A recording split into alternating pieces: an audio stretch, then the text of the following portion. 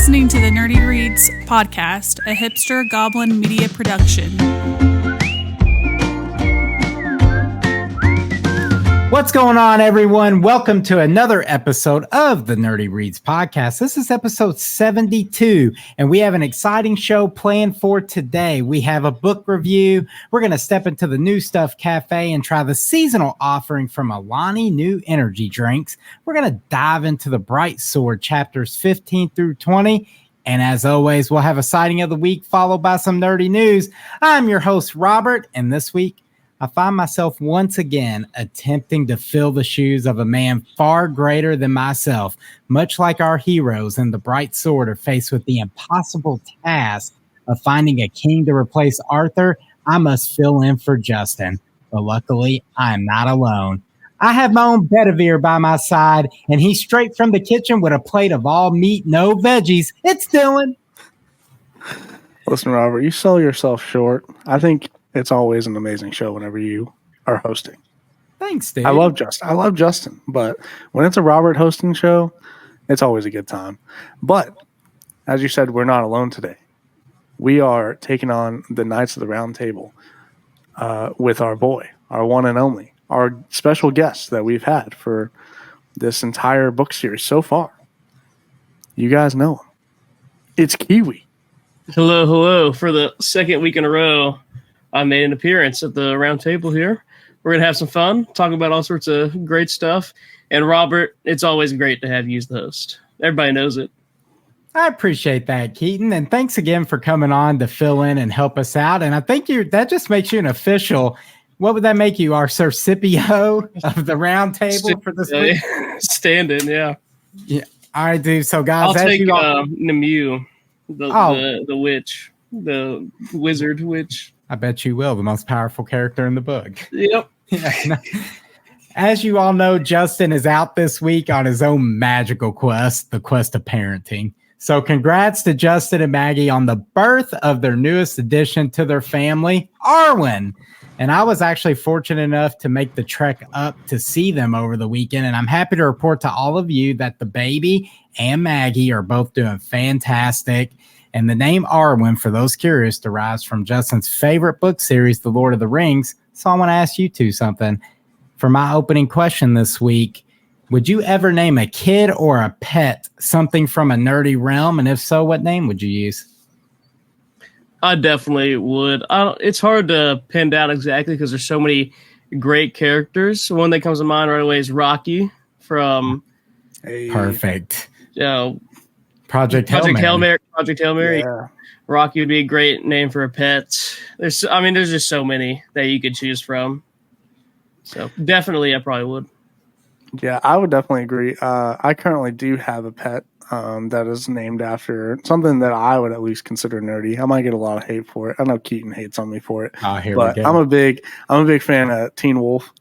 It's a little more fantasy. Obviously, it's in the name.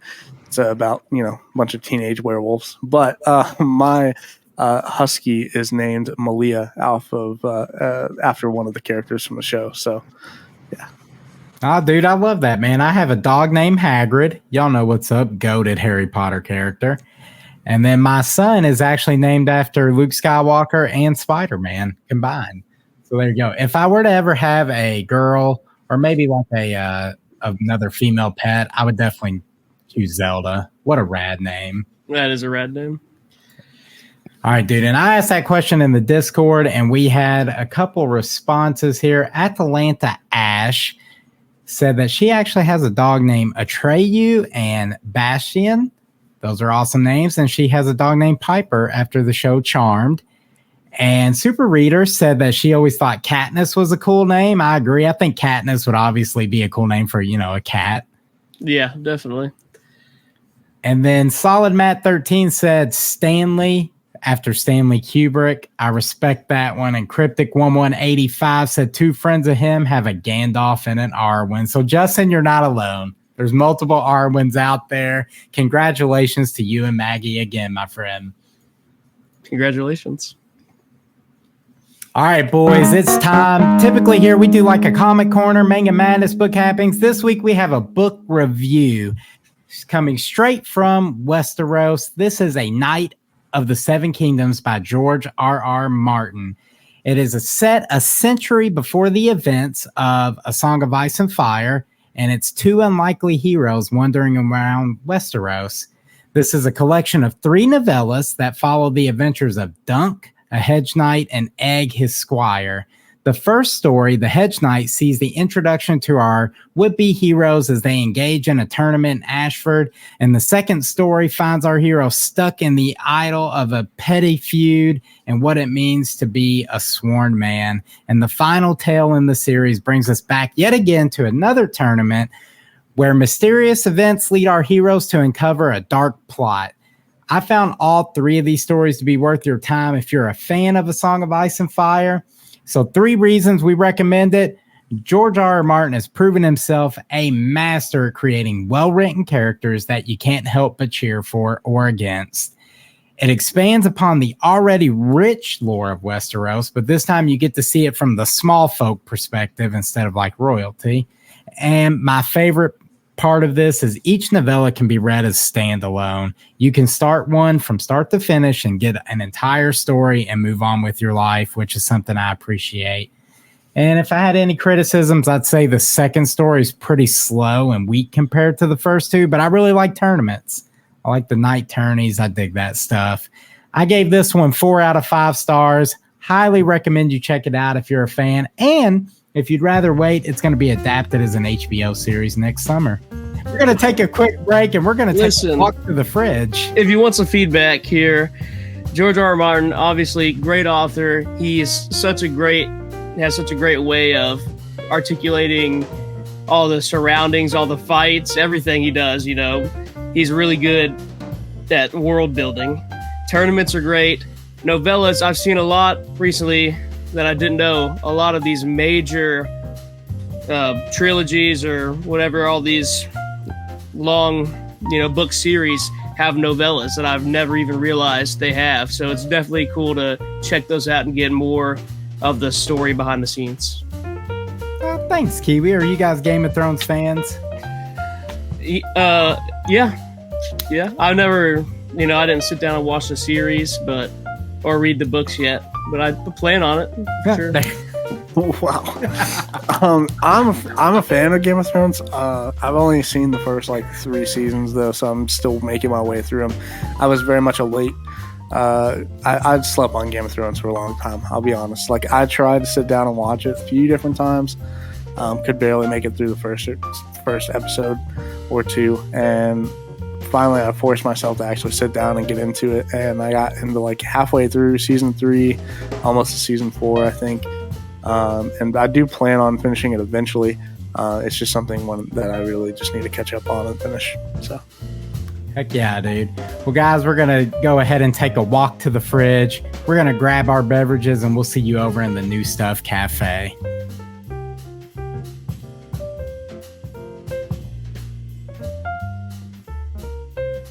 We featured Alani on a past episode, The Martian, which is a great book if you haven't checked that out for whatever reason. We reviewed the Cosmic Stardust flavor, which we likened to eating every flavor of Skittles at once. We liked it a lot, and we're back with their seasonal offering for fall, the Witches Brew. And honestly, it's kind of hard for me to get amped up for spooky season when it was 103 degrees outside today. But I'm going to try. My fridge is currently stacked with these things, you guys. My wife absolutely loves this flavor. If I go to a store, I'm not allowed to leave the store without buying at least 1 or 2 of these things. I have to have them. But I mess with their products. I recently switched off energy drinks from a day-to-day, and I kind of just use pre-workout now, and I use Alani pre-workout products from time to time. Solid stuff. However, thanks to this show, I still find myself in possession of pre-workout drinks from time to time, and Alani's an easy go-to. Nutrition information, 15 calories, no sugar, 1 gram of sugar, alcohol, whatever that is. Oh, dude, check it out, man. I'm surprised Dylan's drinking this because it says vegan on it. Oh, it does say, Dylan, can you drink this? Well, so my carnivore diet is Only weaning food. off of it. You're weaning off of I it? am, so it was a 30-day or a 1 month kind of thing. So we're good to go, I think. I think I can withstand this. So, skull. Oh, this is supposed to taste like caramel apples, what I'm told. I got the whiff immediately. The smell right off the bat, so Really? skull, boys. Skull. Is that really what the taste is supposed to be? Caramel apple? Yep. Yeah, that's what I get. It kind of tastes like them. Yeah. It tastes like those suckers that you get with I was gonna say, dude, like a Granny Smith apple. Yeah. This is like the quintessential, as basic as you can get, green apple flavor. Look, there's been a lot of people out here taking shots at pumpkin. Pumpkin's been catching strays, and everyone's out here trying to say that, caramel apple or apples in general are the superior fall flavors. Those people are wrong. However, this is a delicious beverage. It is really good. I used to not be a big pumpkin kind of guy, okay? But then my girlfriend was looking to, fall came in, and she's like, I really want the pumpkin spice stuff to come in. And I was like, I thought she was overhyping it. And then we got this, it wasn't pumpkin spice, but it was the pumpkin pie from Coffee Crossing. And it was fire. I'm a pumpkin believer now. So I've come to the dark side. Hey, bro, I don't that's have not work. the dark side. I don't have work tomorrow, so I might finish this whole thing. Oh, dude. I do have work tomorrow, and I'm tempted to finish this whole thing. I might put it back in the fridge and just have this flat right off the bat. In the morning. Well, I had It's really an good. espresso when I woke up this morning. I had 7 Brew energy drink in the a little later in the morning, and then I had a Dunkin' coffee in the afternoon, and I'm about to probably just drink this whole thing. There you go, dude. I'm probably pushing 400 to 500 milligrams of caffeine today. Now, I'm not a dietitian, but I saw a dietitian review a bunch of energy drinks on his TikTok, and he actually did say Alani News are one of the better ones that you can have if you are an energy drink believer. So there you go. And manufactured in our closest large city, Louisville, Kentucky. There you go. It's a local drink to us. All right, boys, for this week's, while we're finishing our beverages, I have a game this week. I'm going to bring back High-Low. Back when we covered Stephen King's You Like It Darker series, I asked you guys some questions. Which ones did you think got the higher Rotten Tomato scores? Well, I'm back with it again. But this time, we're going to do movies from the MCU, and it's sponsored by our boys over at the Optic Blast Broadcast. Yes, sir. So, Keaton, Dylan, the way this works, I'm going to give you 2 movies. You guys tell me which one you think has the higher This is professional right here. And, dude, Deadpool versus Wolverine just made an astounding $1.21 billion with the B globally. So, wild. Highest rated R movie. We're a family-friendly show, but it is a rated R movie, so don't send your kids to go watch this movie. But, highest rated in history. Made the most money in history for a rated R movie, which is crazy. Wow. I'm definitely going Deadpool and Wolverine on this one, though. I would have to agree. Shang-Chi is great. There's a lot of good stuff, and there's a lot of bad stuff. It's either like you love it or you hate it. For Shang-Chi, Deadpool's like everybody loves it. Yeah, I agree. Everybody does love Deadpool versus Wolverine. I also like Shang-Chi, and the critics like Shang-Chi with that strong 91%. That's wild. Isn't crazy. It? I think Deadpool versus Wolverine, dude, it's a great movie. I'm not sure why it's sitting at 78%. No idea. Because IGN. And this here, IGN's we all know Rotten Tomatoes is the critics score, and the critics don't know anything. That's right. There you go. Both audience score. Here's a good one for you guys. We have the first Doctor Strange movie or Avengers Infinity War. It's gotta be Infinity War. This one might be the easiest one. It's definitely Infinity War. Bro, I think I would watch Infinity War 20 times in a row before I'd watch Doctor Strange over it if that was my option. However, the critics have spoken. 4-point difference. No way you sit down and watch both these movies and pick Doctor Strange. I'm going to start I'm gonna turn my brain off and start making the worst decisions. One of the greatest moments in cinematic history happened in Infinity War, and it was Tom Holland disappearing into dust. Oh, wow. Spider-Man, hey, well, he might show up here later, Dylan. All right. Thor Ragnarok or Guardians of the Galaxy. Both two really good Guardians. movies. I'm going Guardians. Modern day I'm Star Wars, gonna go Thor. Going Thor. All right, guys. It's Thor. No way. Dylan, Thor Ragnarok is good though. Ragnarok's great. I'm actually more shocked that these MCU movies got such high scores. I mean, I thought critics hate superheroes. Okay, here we go. Spider-Man No Way Home or the original Avengers. Dylan? Avengers. Oh, wait, hold on. No Way Home? Mm-hmm. You got the end half of No Way Home's great because you got all the Spider-Mans. Yeah, Toby gets it like at least 30% boost. Yeah. All right, I'm going Avengers just because Dylan said I'll that. go No Way Home. All right, it's No Way Home. Let's go. Look how high these Marvel movies are rated, man. I'm telling you, bro. Toby gave him a 30% boost. Andrew gave him another 30. Yeah. Without that, it would have been 31. Wow. All right, we're moving on. My personal favorite MCU movie, Captain America: The Winter Soldier. I think it's a fantastic film. Even if you don't like superheroes, I think you'll find something to enjoy in this movie. Or the original Iron Man. See, I think I would say Iron Man is the superior film, but I think because of the Iron Man kind of kicked off the MCU, so I don't think the hype was quite there. So I'm going Winter Soldier. I think that's a hot take, Dylan. Captain America: Winter Soldier is leagues better than Iron Man 1, I would say. I disagree. I think Captain America: Winter Soldier is top 5, if not top 3. That's possible. Marvel movies. Captain America: Winter Soldier is by far better. I'm going with Winter Soldier. Here it is. Was it Iron Man that kickstarted it, or was it that Hulk movie? The Hulk movie just kind of flopped, and then they lost their actor. Yeah. Edward Norton. All right. Yeah. It's the original Iron Man, a staggering 94%. And Again, the Winter Soldier loses with 90. 90's crazy for a movie with all these critics. I gotta agree with the critics on this one, though. Again, the critics know nothing about anything. Dylan, this one's just for you. Spider-Man Far From Home or Spider-Man Homecoming? Both of these under 50, but I'm going Homecoming. I'm going Far From Home because Jake Gyllenhaal. Oh, nice. Yeah. It's Homecoming. 1 point. Dare you disrespect Michael Keaton?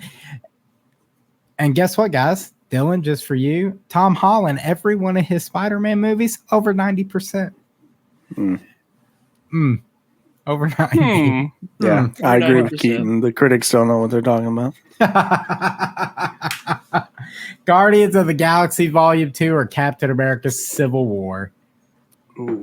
Civil War, easy. Guardians of the Galaxy Volume 2 is it goes Volume 3, 1, 2 for Guardians of the Galaxy in terms of how good they are. Civil War is great. Civil War, definitely. See, I want to say Civil War because I believe it in my heart that is the better film. It is the better film. But I'm going Guardians. Oh, my God. Looks like I got in Dylan's head, and he's second-guessing himself. That one's Dylan. Not even arguably the worst Guardians of the Galaxy. Dylan, bro. Civil War had the introduction to the best Spider-Man. You knew it was going to be 90 or higher. No. Moving on. This is our final one, guys. We have Black Panther or Avengers Endgame. I mean, well, I take back what I previously said. This one is the easiest one. It's Endgame. 100% has the highest score. I'm going Black Panther. Final answer? Final answer. Yep. It's Black Panther. Black Panther is the highest rated MCU movie of all time, edging out Avengers Endgame, which is the second highest rated MCU movie of all time. And I thought there was one that was 95%. Was there? There probably was, dude, and I missed it, but my bad. Anyway, that was it. I think Dylan may like some movies that the critics didn't like as much, and it is what it is, dude. Tom Holland's Superior Spider-Man. What's up? Easily the best Spider-Man. Spider-Man is Tom Holland. Even close. That's just false. And then it goes Andrew Garfield. Oh, I just sneezed. I'm allergic to. No, never mind. I can't. You're allergic to bad takes? No toasties. No toasties. All right, guys. Hang tight. We're going to take a quick break. And when we get back, we're going to dive into the Bright Sword chapters 15 through 20.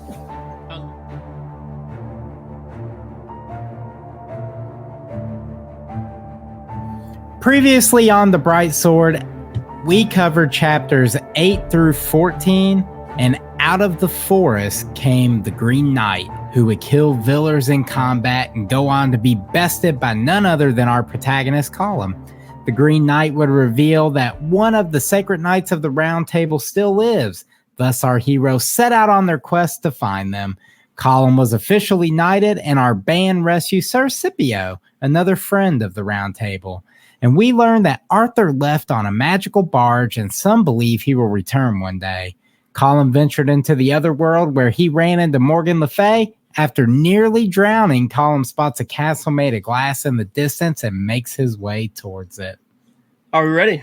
Yeah, let's go, dude. Alrighty. So we left off. Colum sees the glass castle. We all had some predictions of what was in that glass castle. And I'm going to kick it over to the guy who was right on his prediction. It's Kiwi. I was correct. And I only knew that because earlier in the book, they talked about King Arthur and his army attacking the glass castle, and Morgan Le Fay was in there. See, dude, it pays dividends to pay attention like you do. It does. I try. So chapter 15 starts us off. Sir Colum is entering into the glass castle, and he sees the three knights, Bedivere, Palamedes, and Scipio, and they're all hanging around a table, and they're talking and having drinks and eating with the three fairy knights that they are previously fighting in the last few chapters. They're in the other world. Fairies live in the other world, and they were duking it out. But now they're sitting at this table. They're all eating together, and Morgan Le Fay is there, and a special guest, the new knight that they were looking for, is there, Sir Kay. We'll get more into him a little bit later. Yeah, dude. No one guessed Sir Kay. Nobody guessed on this show would be the knight that they were looking for. Yes. And I think if I know correctly, if what I read was right, he's like the half brother of King Arthur or something like that, or a step brother of King Arthur. Yeah, he's his foster brother. Foster brother, right. And he's supposed to be one of the best warriors, but he was kind of a bully, if I remember right. He's like a bully, but he's supposed to be like one of the best warriors you can have on your side. And there's not too much about him out there, because I looked into him too when I read the review. I was like, huh? So I had to go do a little research. Yeah. So that's not a really, they kind of all mentioned Colum did hey, that's not the knight we really wanted, but that's who they got, Sir Kay. And then we kind of got it wasn't really a traditional flashback story in a sense that the way this book does it, but we kind of got into Morgan Le Fay's side of the story as this chapter progressed. Mm-hmm. And it was her telling her side of the events that happened. Arthur's dad, King Uther, had Merlin disguise him as her father so he could lie with their mother, and then he would kill her father and force her mother and her siblings to come live at Camelot. And Morgan refused to kind of behave as a child, and as a result, she was sent off to an abbey. She jumped in with the sect of witches, and then Merlin just rode through that abbey and was like, huh, and burned it to the ground. And then he spared Morgan because of her rank. And she escaped on her way back to Camelot and ended up in the other world, which is now her domain. So that's just kind of a basic gist of things, but it kind of paints Uther, who is often revered in this world, in a pretty bad light if all this stuff is true. Yeah, exactly. And Morgan went ahead and revealed some of her plans, and her main goal is she wants to take control of Camelot. She's like, I got rightful, whatever claim over this throne, and I'm going to take it. And I got the powers of the other world on my side. And when the other world realizes, King Arthur isn't going to be meddling with him again, there's a lot of people, a lot of other, strong beings in the other world that are going to come to the regular world and start messing with stuff. And she's the only one who can kind of hold them back. So that's her main goal, is to take the throne and become the king. And she's trying to convince Sir Colum to do that. And that ends, he's like, I don't want any of that. I'm not going to trust you. And that goes straight into, she sends them out and they arrive on a battlefield. Yeah. But of note, before that, should they get kicked out of the other world? Like, Colum has a pendant around his neck from that fight with the knight in chapter 1. And she remarks on that and sends the fairy knights after him. And he kind of battles them off. And then when Morgan tells him, hey, leave, take Sir Kay, but first have a look in the mirror, and Colum sees like fairy wings and a crown above his head. So I'm sure that's important somewhere down the line. Have no idea what it is, but like you said, they get teleported out. And then you were a guest on Ready Player One, and you said you love like large scale battles, and dude, you got it here. Yeah, exactly. It's the basic large scale medieval battle. They have two big lines of people, and they see Sir Constantine there, and he's running this army. He's got something that I wrote down in my notes was, this is a very inexperienced army. They got different bishops and different lords and different kings, or not kings, but different lords or whatever of the different lands around Camelot to send like whatever they have. So they got farmers, they got some knights that really haven't seen any battle, they have some knights that have seen some battle, and they just got ragtag group of people, and they're like 500 short in this large scale battle. Yeah, dude, but from the jump, it was such an epic chapter. To me, it had everything you want in this kind of battle. Like when it started, I liked being in Colum's point of view for it. It was cool, like having that frontline soldier point of view. And in his head, you're like, dude, here comes the charge. The enemies are charging at him. It's gearing up. You're in his head. He's ready. He's describing like everything he's going through, his nerves, like ready for the fight, and then bam, Colum's on the ground. Yeah, he's right before the charge. He's so scared that he forgets he had a sword. Yeah. Like he didn't have a sword, so the guy next to him calls out sword, and they pass a rinky-dink sword that's a little bit too heavy, not quite right for him, but he still uses it. He's like, all right, I got to do something. Got to make a name for myself. Yeah, he does. He gets up and he fights, and dude, it's doing pretty good, but it looks like they're about to lose when all of a sudden the character you proclaimed yourself as, the Moo, shows up and just wrecks the enemy army with magic, dude. It's another great example of how he like shows the magic in this story. It's extremely powerful. It's extremely, mysterious and all sorts of stuff like that. She's raining lightning down from the sky and killing all these people. It's crazy. Colum doesn't know what's happening at all. He sees Bedivere run past him, running straight towards the line. He sees Palamedes on a horse going to the left, fighting other cavalry. He's right in the middle of this, and he's scared out of his mind, but also he feels like he's a god. He says, I'm a god right now. I'm killing all these people. He's stuck in the middle of like, is this something I should be enjoying, or should I be scared out of my mind right now? Yeah, and eventually, all in all, dude, for a large scale battle, it was fantastic for Camelot, for the table. I loved it. If you're into fantasy books at all, this chapter was for you. Over the top battle, I'm here for it. And definitely. We get like the celebration. They kind of won the battle. They beat him back. One of my favorite parts of it is like, dude, the homie Bedivere grabbed an arrow out of midair and then stabbed someone in the eye with it. Like, I ain't messing with Bedivere. Who's messing with this dude? Arrow coming at him. He's like, nah, this is mine. Boom. And he only has one hand, so I mean, he can't grab it. You can't grab it with the other arm. No, dude. Bedivere is him. That's what's and up. then I think right after that, he steals a club from some other dude and bashes the dude's skull in with the club that he just stole from him. Yeah, he's him. So, like, Column kind of interjects after the battle's over. The knights and the lords are discussing, like, what to do next. And he's like, guys, I know you're all worried about who's going to be king and this and that, but Morgan Le Fay's coming. She's coming for the throne. He lets them know.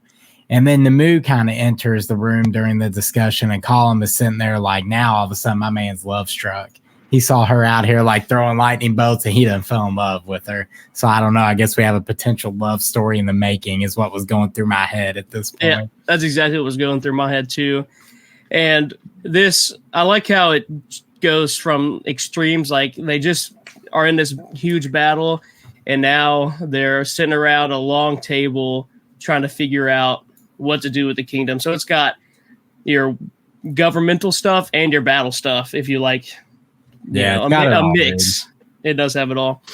I really like to after they were having these conversations, Sir Column goes out and sees Nemu and helps her digging some holes or whatever and setting up this barrier. And then, that even goes more into he's love struck. He's talking like he wants to get to know her a little bit more. And she's like, I don't need a husband.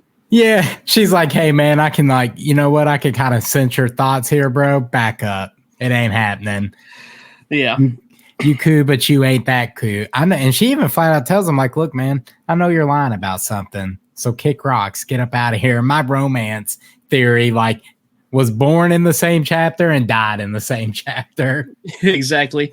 And I really like, too, this is a good chapter for character development with Column and with Nemu, because they talk about how many people they killed in the battle. Column, he's just devastated that he had to kill 6 people.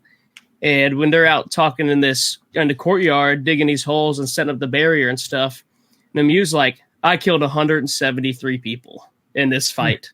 7 of them were our people. 1 of them was a lady. So it just shows the difference between, the guilt or whatever you want to call it, the difference between her and Column and what they've experienced. Yeah, absolutely, dude. Another good chapter. At the end of their discussion, she tosses him a silver shilling and says, you're going to need this more than me. And I was like, what? I mean, okay. So our boy's poor. Yeah. She's like, here you go, peasant. Now get out of here. And Column leaves. And then the next day, Column's like, he's just revitalized, dude. He's like, you know what, man? I'm going to hit this training hard. And he's out there. He's training. Bedivere and Dinadan, I think that's how you pronounce that name. Yeah, Dinadan. That's how I read it. Yeah, they show up and they're like, hey, yo, Column, your armor's trash, homie. You can't be a knight of the round with that ragtag, junky armor on. Follow us. We're going to get you some new gear. So I was like, oh, this is nice of him, dude. And he's like perusing the hall and he's seen all these legendary coats of armor that some knights had. And then next thing you know, my dude's seized by the knights, put in a coffin and nailed shut. And they shut him in this coffin. Yeah, they tie him up hands and ankles and put a gag in his mouth and something over his head. And they throw him in this coffin. And they're carrying this coffin, talking about how crappy he is for lying. About his situation. Like, man, you couldn't be honest about your upbringing and you thought you belonged on this table, and then they straight up throw this man down a well. They're like, peace, here you go, into the water, you're gone. And like in my head, I'm like, this is surely like a dream. Like Morgan Le Fay's messing with this dude's head or something. Yeah, that's exactly. My mind went straight to he's in the other world again. Yep. Yeah. But he wakes up. And this whole chapter 19, I think it is all about him inside of this dream or inside of this trial for the knights. And he has a whole life. He spends like 30, 40 years being a knight in different places, being part of a mercenary group, doing a whole bunch of other stuff. Knight of the Fountain for the Lord of Astolat. Yeah. And he goes up north to the Saxons or whatever, the Franks, and is a mercenary there, fights in a bunch of different battles, is pretty renowned. And he sees this girl that looks like the statue, the fountain in the fountain that he was at. And he's like, I'm forgetting something. So along this dream / trial, he is realizing like something's not right a little bit, or his life wasn't how he thought it would plan out since they dumped him down the well in the coffin. Yeah, dude, this chapter took me on a ride because like I was confused the whole time. I was like, what is even going on right now? I thought it was the craziest time jump ever. I thought so too. I'm like, man, is this how they're going to jump us into the future and see the state of Britain? And I'm like, the whole time this chapter is like progressing over this long period, these decades of time, like you said, like my man is basically just going like on video game side quest, like side quest to side quest to side quest, doing stuff. And he ended up having to hunt a beast in a cave that's breath kills the land.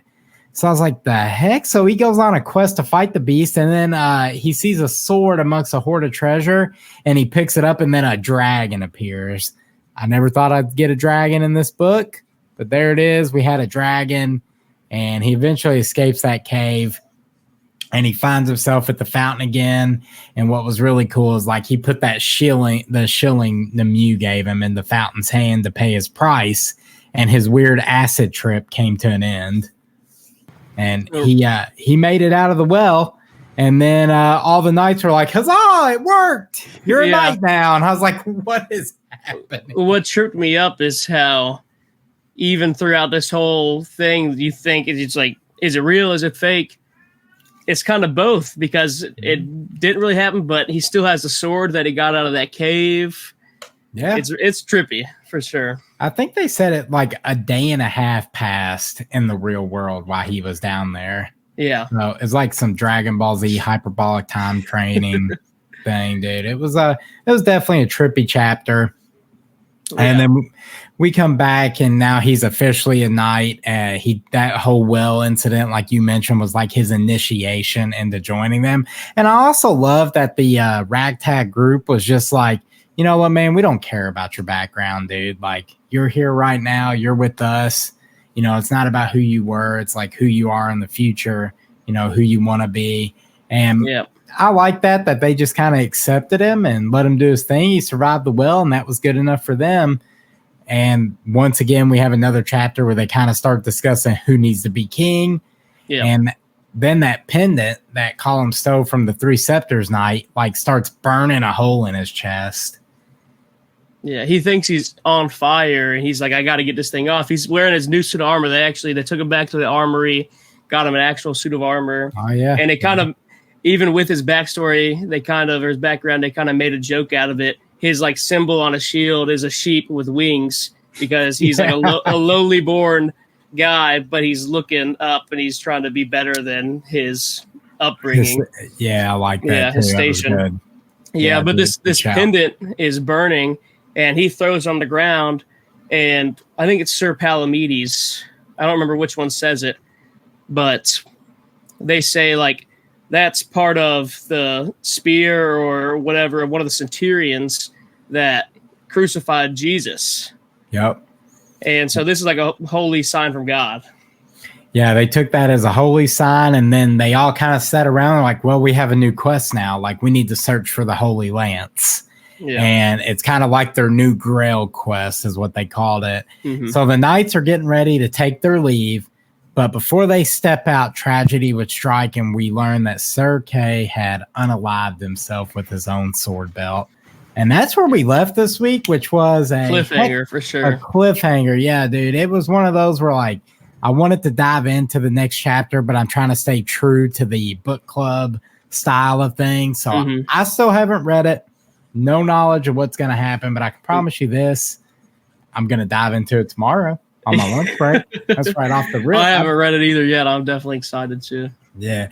So that's kind of everything going on in the present timeline. This book likes to do like a back and forth and give you some information on some nights in the flashbacks. There was one major flashback chapter this go around, and it involved Sir Dinadan of the table. Yes, definitely by far my favorite backstory, as I said before we started. But Sir Dinadan, it takes you, I mean, it's a complete twist from what you would think when you think of a backstory. And like Robert said, we're going to get into some spoilers here. Sir Dinadan is actually a girl. Yep. Surprise, surprise. So, which they actually mentioned, like no one's ever they were like, hey, you know, what's X, Y, and Z's powers? And they're like, well, maybe Sir Dinadan doesn't have to bathe or use the restroom to stay clean and stuff because no one's ever seen him do that. Mm-hmm. Well, this backstory kind of sheds light on that. Sir Dinadan was born Orwin, and her twin brother was Orion, I think. And Orwin was born a girl, but she always felt like she was a he. Like she just liked to fight with swords, and she felt more herself when she was like doing things that, you know, a typical boy would do in that time. And so I thought the way this chapter progressed, you start out, she's kind of referencing herself as she, and then she starts referencing herself as a he. Mm-hmm. And it was like subtle and well done the way they did it. And then Orwin's like gets so fed up with everything, he summons a fairy to try and make him a boy. Yeah, right.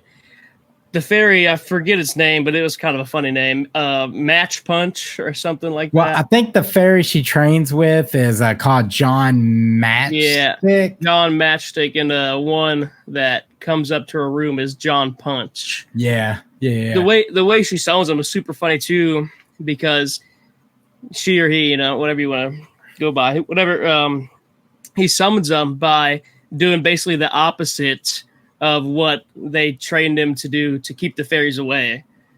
So it's like they put a pair of metal tongs on top of their bed to keep them away. So she throws it under the bed. She leaves out some cake, some lemon pie or whatever. I forget the pie exactly, but leaves some of it out and goes to bed, wakes up. There's this guy here. She's like, I want to be turned into a boy. He's like, I don't mess with that. I don't mess with soul manipulation and stuff like that. She's like, okay, I want to get stronger. So takes him to a lake, has her carry this big stone, sinks to the bottom of the lake, and that's when she starts her training to become a knight, become stronger, that like she wanted to, like her brother. Because she didn't want to, she's learning like the ways of society and like, you know, how to do traditional girlier stuff instead of learning the sword, but that's what she really wants to do, is learn how to fight. Heck yeah. And the fairy tells Orwin, like, you know, hey, I can do this for you, but you have to pay the price, but you're not going to know what the cost is until later. Mm-hmm. So she accepts, and then she trains every night with this guy. But meanwhile, while no one gets suspicious, because another fairy that looks just like him sleeps in his bed. So if anybody comes and looks, it looks like they're there when really they're out there training. Well, one day they find like a wedding match for Orwin. She's betrothed to William Collingham, which is supposed to be like a good political match, stop a lot of feuding between their families that's been going on for decades. But she's like, nah, man, I don't want this. So the night before his wedding, Orwin trains one last time, and John Matchstick's like, hey, you can have this sword. This is yours. And on the way back to the room, he's attacked, but Orwin's been training, and he puts the hammer down on these clowns. Yeah, I like how at first it's like I've never really fought somebody more or less 4 people at the same time. So it kind of takes him a minute to really get into and remember everything that he learned. And he tears them up. He cuts a finger off one, cuts an earlobe off another, breaks one's arm and stuff like that. He absolutely trounces them. Lets them know that like you're going to live, but you'll never forget. Yeah. Yeah.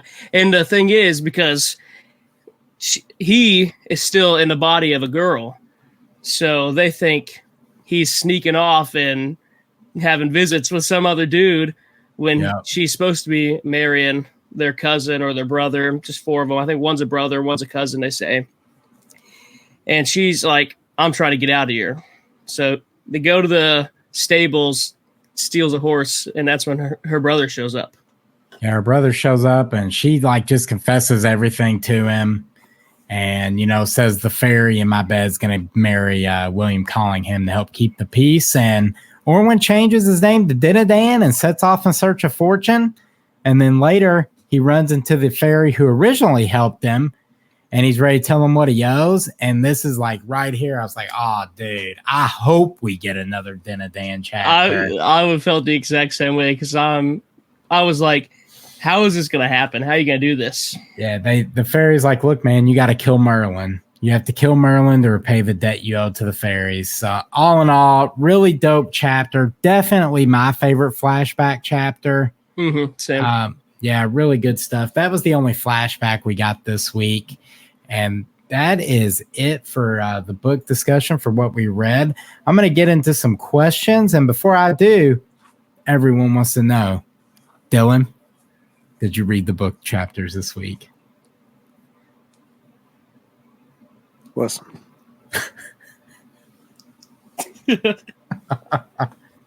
I've been trolling. I haven't made zero progress. Zero. There you have it. The old Dylan's back. Not even gonna let him finish. Zero. That's it. Yeah. My man's not a carnivore anymore, and he quit reading the book. He's reverted. Let's jump into some questions. Why do you think? Oh, go ahead, dude. I just now finished my Alani. It's great. It is a great beverage. Why do you think Sir K unalived himself? Because I didn't read the book. There, that is a great answer. I'm gonna also say it was because Dylan did not read the book. No. I honestly, it really gives no hint as to why he would have killed himself. None.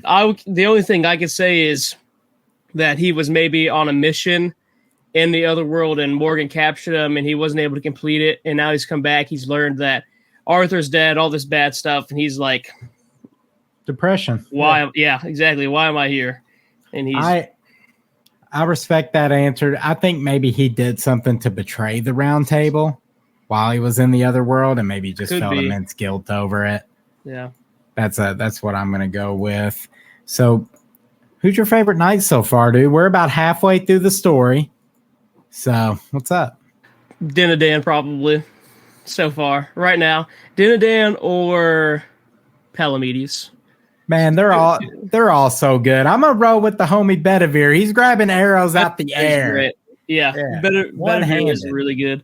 I like Dinadan and Palamedes because you see a little bit more in their like fighting. I like how they fight, their fighting styles. Like I said, I like the battles. They both have really entertaining fights. Heck yeah, dude. Dylan, I think you can answer this one. Do you think the journey through the well that me and Keaton talked about is what gives the knights their magical powers? Do you think they go in the well and if they survive and come out, they're knights and they have a magical ability now? I would say so. I mean, that would make sense to me. I feel like it would be going through some sort of trial to get your magical powers would make sense, in my opinion. So I would say, yeah.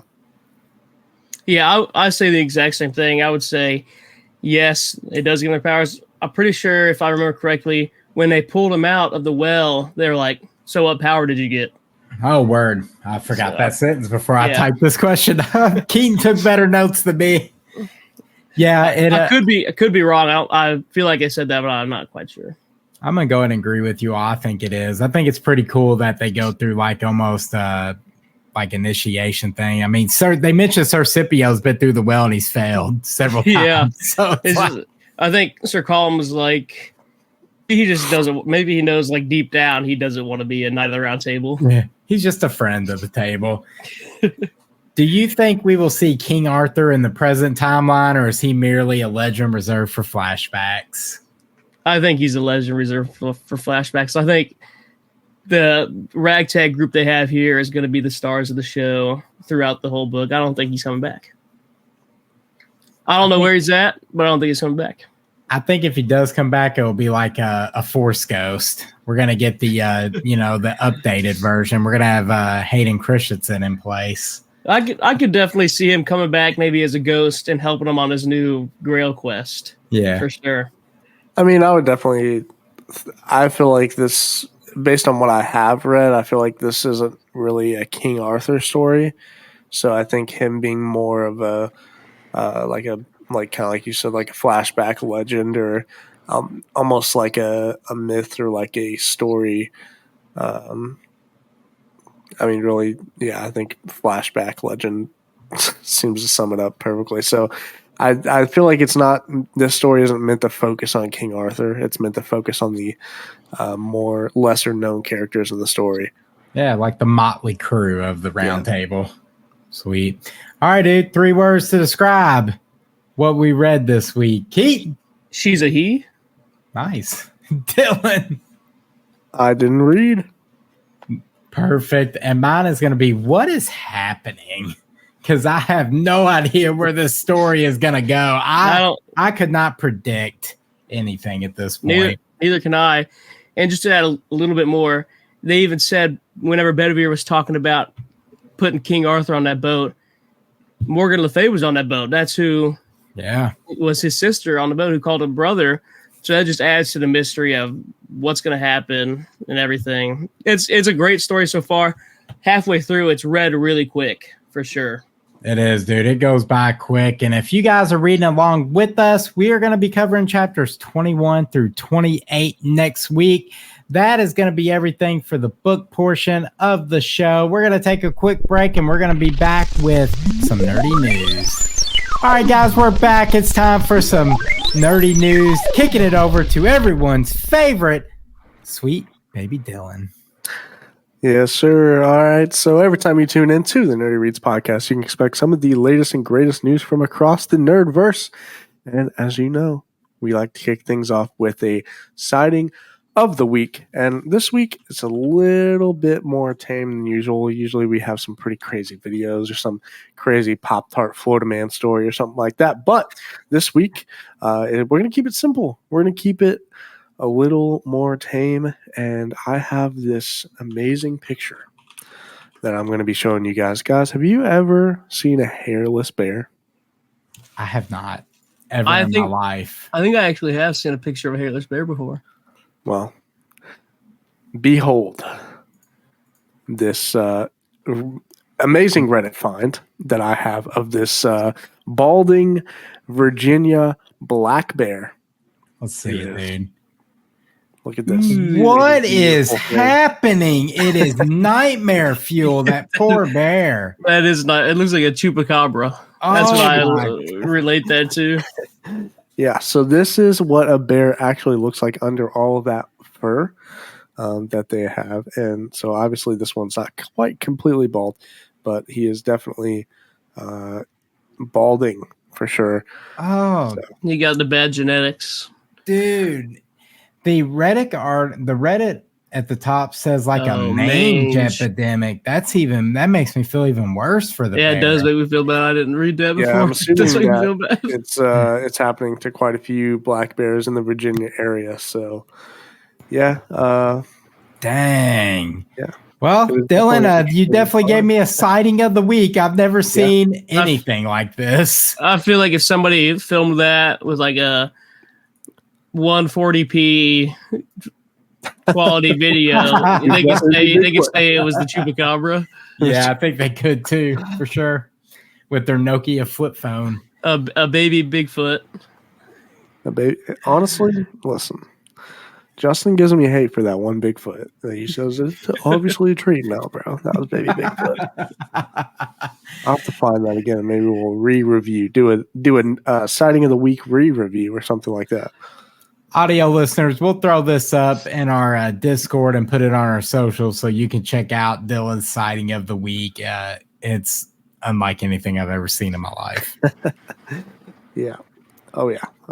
But so our next piece of news, our first piece of nerdy news, is probably something that I'm actually super hyped for. I just found out about this today. So if you all don't know, I have another show called the Optic Blast Broadcast that I do with my buddy Blake. Shameless plug. And if you're a nerd, or if you're a nerd who's into comics, and if you're a super big comic fan, be sure to go check that out. But we do a lot of comics over there, and probably one of the biggest events in comic history, when it comes to DC Comics at least, is something called the Crisis on Infinite Earths. Ooh. So, Crisis on Infinite Earths is this big, huge crossover event that pulls all together a ton of DC characters all into one giant event. But this one is a little bit different. The one I'm going to be sharing with you all today is not DC related, but it's going to have some pretty awesome characters that I love and grew up with. And this is a Cartoon Network crossover event called Crisis on Infinite Murphs right here. Let's read this article together here. I'm actually very interested in this.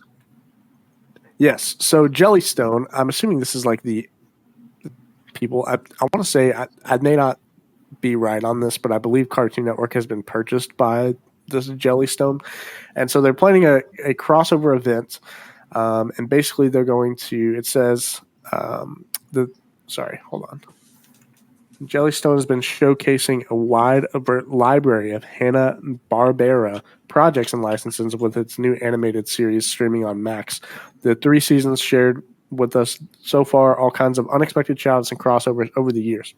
But now the series is definitely going even bigger by incorporating Cartoon Network's massive library of classic shows with a new special event episode. So, like I said, it's going to be called Crisis on Infinite Murphs, and it's going to be a huge crossover event with some of our the most popular. That's Mojo Jojo. Oh yeah. We got Powerpuff Girls, we got Dexter, we got Billy and Mandy, Grim Adventures, Billy and Mandy. We got all that. So this is a list of all the characters and cameos and shows that are going to be popping up. So it's like Powerpuff Girls, Dexter's Laboratory, Grim Adventures, Billy and Mandy, Evil Con, Ed, and Eddie. I love Ed, and Eddie. Oh, dude. Regular show, Camp Lazlo. What a classic.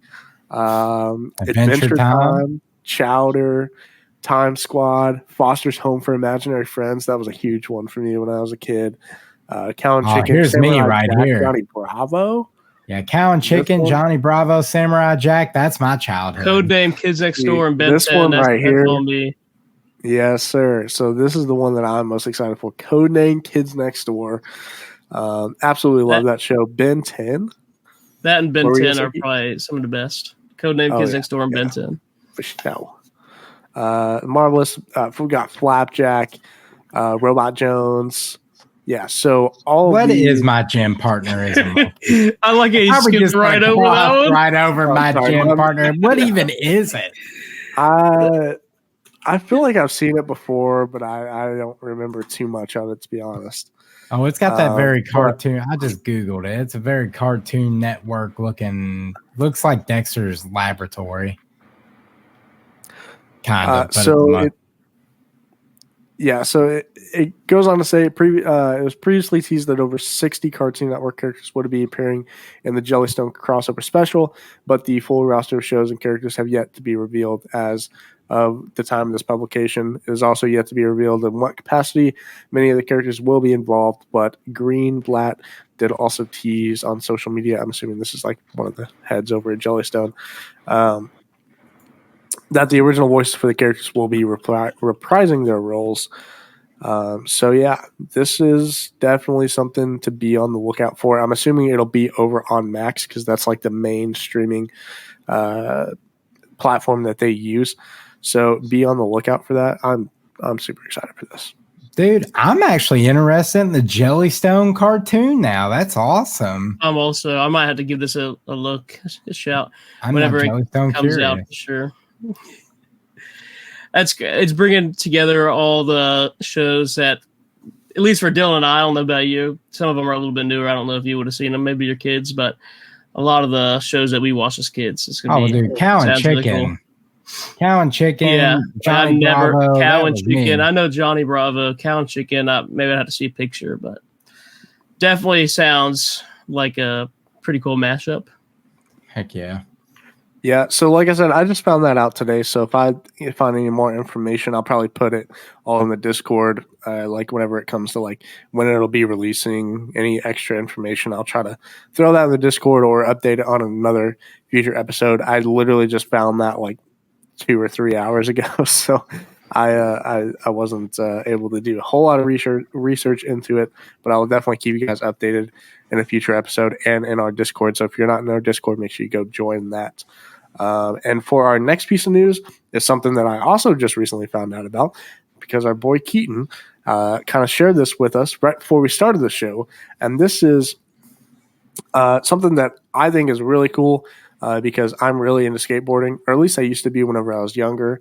And I know our unfortunately, our other co-host is not here with us today, but our man Justin is a really big into skateboarding. I don't know if Robert and Keaton are. Are you guys? I like Tony Hawk Pro Skater. Hey, Yeah, I also like Tony Hawk Pro Skater and Skate 3. Both Skate good games. Skate 3. Yep. Yeah. Talk to me. If you asked me if I knew how to skateboard, I would say definitely not. Absolutely not. Yeah, that's okay. But so speaking of skateboarding, our boy Keaton shared with us a collaboration from one Bear Walker. I don't know if this dude's a skater. I feel like I've heard that name before, but maybe he just creates decks or something like that. But he has his own website called bearwalker.com, and it has a crazy amount of collab boards for all types of skaters. But the main thing that Keaton was kind of telling us about was this Pokemon one here. Obviously, you can see, was that Charizard? And a bunch That of other South Park Pokemon board's ones. hard. What'd you say? That South Park one right next to it's hard. Oh, yeah. I like that that Ninja Turtles one looks really good too. Oh, dude, the Ninja Turtle one is That sick. is So I'll sick. go over here. I think I checked that out. Yeah, they have one for each of the turtles. Yeah, so I'll go over here to the TMNT here. Oh, yeah. Dude. So rad. Oh, my skater talk's coming out. I don't know what I'm saying. But, dude, yeah. These look super sick. Am I allowed to own one of these if I don't skate, Dylan? Honestly, some people use like decks to put on their wall as like decor. So, I mean, more power to you, bro, if that's what you want to do. Oh, I see. they You also sell have- floating wall mounts. Yeah. That's what I'm doing. If you're a Yu-Gi-Oh fan, August 31st, in a few days, this weekend, I think, they're coming out with a Yu-Gi-Oh collaboration. You can get it at Zoomies, I think, or you can order it on his website. I'm definitely going to pick up one. I'll probably show a picture of it in the Discord when I get it. So, for sure. Yeah, dude, I'm a Yu-Gi-Oh kind of guy, so I'll definitely be looking out. But they have Marvel. They got some NBA teams. They got SpongeBob over here. They have a ton. Yeah, these are of different dope, ones. dude. Yeah, and like it looks like such great quality for some of the graphics on the deck. Like it's not like some of the other crappy deck sellers out there. Is this something you actually skate on, or is this like a collector's piece? It looks like you could probably skate on it. I would say it's more of a collector's piece, but I'm sure you could definitely skate on it also. Yeah, it says Bear Walker has made his name in the collectible industry with his highly functional art, now expanding beyond just skateboards to premium electric guitars and other stuff. So I'm assuming it's mostly supposed to be a decorative piece. I'm sure you could probably skate. They're probably fully functional. It looks like they have. Yeah, I mean they sell wheels and Trucks and stuff. tools and Yeah. risers. It looks all like that stuff. So I'm assuming it's functional as a skateboard if you wanted to use it like that. yeah, it looks like they range in price, but if you're gonna pick one of his boards with trucks and wheels, about $250. So I'm not a skateboarder. I don't know if that's a good price or not, but for the design, I would buy at least the deck and hang it on my wall. I think maybe I that's saw. You go ahead. I would say that's a pretty solid, like for a really solid skateboard, that's a fairly good price. Like I think I had an old Zoo York skateboard that I bought and I built it out and it cost me about $250. So I would say I think maybe I saw for just the deck maybe like $80 when I that's was not bad. researching, but I could be wrong. yeah, if you buy just the deck, it'll be a lot cheaper. But if you actually want a functional skateboard, it'll be probably anywhere between 200 to 300, depending on the quality of everything you get. Yeah, I think I see his collaboration ones at Zoomies, which is a store close to us, for 80 to 90 bucks. Yeah, buddy. I'll definitely be on the lookout. I really like the Spider-Man one, dude. I think that would be a sick. I gotta get Harrison's approval, but I think that'd be super sick to like put on the wall back here if we could figure out a way to hang it. You can do command strips or something like that. Well, yeah. Command strips ain't holding that, man. Well, we can't put like really big holes in the apartment, so like we have like restrictions and things like that we have to be careful of. But yeah, with that being said, I mean this is a pretty cool website. Shout out Keaton for finding this and recommending it. Be sure to check this website out and get you all some nice decorative little pieces to throw on the wall. Even if you're not a skateboarder, they look sick. And that'll be all this week for our nerdy news. So couldn't get a Robert. You know what time it is. I'll do it myself. It's time for what time, baby? Dude, I trolled. It was in my mind. I was like, wait, did we do that right here? I trolled so hard. We already know what time it is. Yeah, we know what time it is. It's time for What's Hot. We here at the Nerdy Reads podcast can't cover everything out there. So every week I bring you something popular in the book world. This week, that is Sleep Tight by J.H. Marker. I butchered your name. I'm sorry. But this is a book of the month selection from September. You can see the other book of the months in our Discord. The sole survivor of a serial killer might hold the key to stopping a new spree of murders. Father Silence once terrorized the town of Twisted Tree, disguised as a priest to prey on the vulnerable members of society.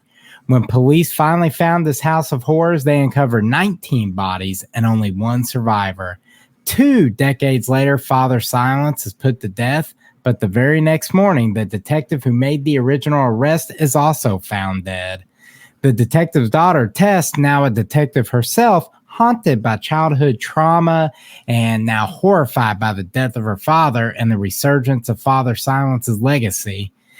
Tess's daughter is kidnapped, and she is forced to face her worst fears. With no leads to follow, she must travel back to Twisted Tree to visit the boy who survived and see what secrets may be buried in his mind. Let's freaking go. I'm here to tell you guys that Book of the Month Club puts out banger after banger after banger for selections. This one was an easy pick for me. It's going straight on my TBR for spooky season. Yeah, it's the thriller, mystery, that kind of stuff is so interesting. If you like a build up, I'll probably put this on the list too. So I need to get the Book of the Month Club for sure. Book of the Month is great. This one's tagged horror, thriller, mystery. Keaton hit all the notes. It's sitting at a 4.16 out of 5 on Goodreads right now. This book is going to hit store shelves on September 24th. However, if you are a member of the Book of the Month Club, you can get it right now. And coming up next week on the Nerdy Reads podcast, Justin returns. The fearless leader is going to come back and take over the helm. And we're going to continue our book club coverage of The Bright Sword. If you're reading along with us, we're going to be covering chapters 21 through 28 next week. Hop in the Discord, join the conversation, or leave some comments on our socials anyway. And we have a new segment here at the Nerdy Reads podcast we do called Mailbag, where we ask you if you have any questions for us. You could drop those in the Discord or the comments sections. And this week, user Super Reader asked, are there any book talkers you follow on TikTok? Some of my favorites for recommendations is Sydney Books, Scott Books Coffee, Carrie Book Talk, and Francesca Books. Do you guys follow any book talkers? Yeah, just one. And his name's like said earlier, Smitty1423 or something like that. He's a little bit small. I think he has maybe like 170,000 followers on TikTok, which is a lot. But compared to some of the other ones that got millions, he's a little bit smaller. He talks about books that guys would like, which a lot of book talkers I see, they talk mainly about ones that girls would like. But he talks about ones like sci-fi and high fantasy, stuff like that, which is stuff I like. So Smitty1423, I think it is. That's or cool. 1432. Yep. Dylan?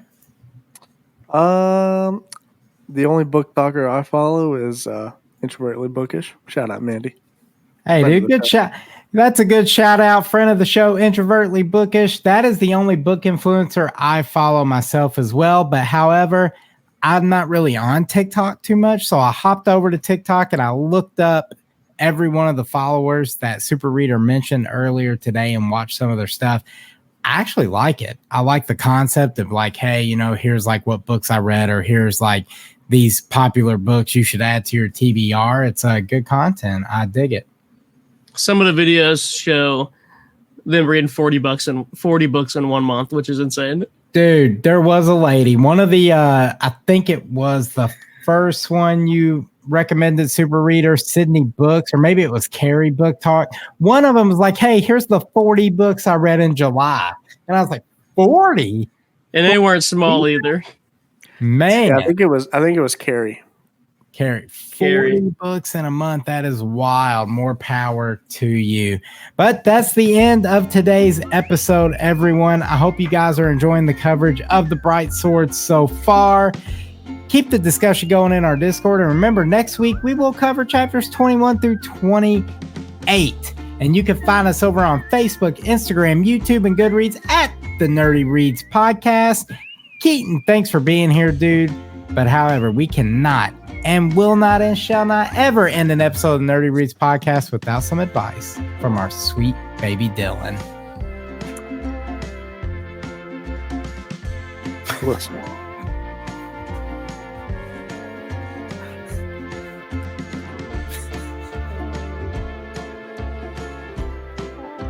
You hear weird. The suspense here. If you hear weird noises in the night, simply make weirder noises to assert your dominance. There it is. Listen, I think this one's been said already. Has it? I think this one's been said already. Has it? I distinctly remember. I distinctly remember that whenever I did the Dylan advice, I used those what? same exact No one. way. Yeah. So you reused a Keaton and you reused a Justin? Yep, that sounds about right. Listen. Hey guys, maybe It deserves to be heard twice. Guys, thanks again for all your support. We hit our subscriber number we wanted to hit on YouTube this week. We got over the threshold of 50. Thanks to everyone who took the time to go hit that subscribe button. Please tell your friends about us. Get that word of mouth out. We appreciate all your support. Here at the Nerdy Reads Podcast, we enjoy a good story and we believe that your story matters. So be good to each other and stay nerdy, our friends. Say goodbye, Exactly. Ellen. The growth has been Bye, crazy, and it's all thanks to everybody that listens. It is. It's thanks to Keaton really being on here as a guest. What can I say? They love my voice. Say goodbye, Dylan. Bye, Dylan. Fun fact. I don't listen to the episodes that I'm on because I don't like my voice. And there it is. See you guys next week.